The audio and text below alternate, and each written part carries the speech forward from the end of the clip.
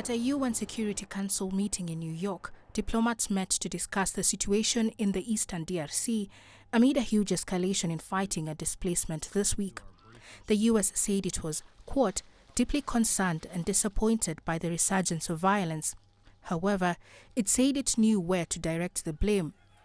US Ambassador Mike Waltz claimed Rwanda was leading the region towards more instability by supporting the M23 rebels. The Rwandan Defense Forces have provided materiel, logistics, and training support to M23, as well as fighting alongside M23 in DRC with roughly 5,000 to 7,000 troops as of early December. And in light of the commitments made in the Washington Accords, we are deeply concerned that the Rwandan military's continued presence in Congolese territory in support of M23, and we will use the tools at our disposal to hold to account spoilers to peace.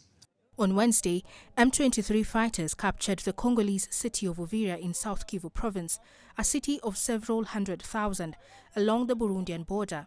UN partners report that more than 200,000 people have been displaced across the province since the start of December, with more than 70 killed. Around 18,000 Burundian soldiers are deployed alongside the Congolese army in South Kivu, and analysts say controlling Uvira allows the M23 to block support arriving by land from Burundi.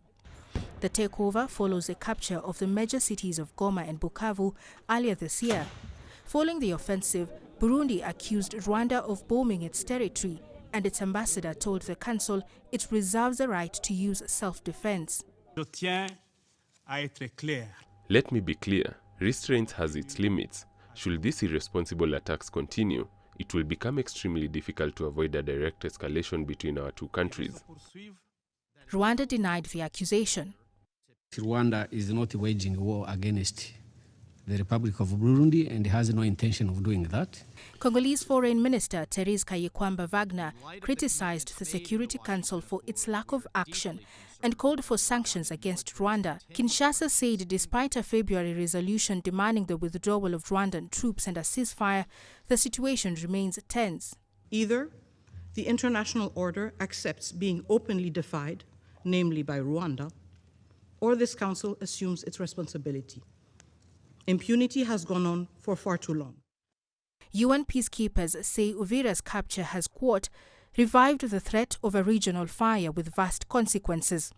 The offensive comes despite a US-mediated peace agreement signed last week by the Congolese and Rwandan presidents, a deal that raised hopes for an end to 3 decades of conflict. But on Friday, a senior M23 official said the deal only related to the relations between DRC and Rwanda and did not include the rebel group. M23 is negotiating separately with the DRC in Qatar, and this year agreed to a ceasefire, which is yet to have any impact. Caroline B., CGTN.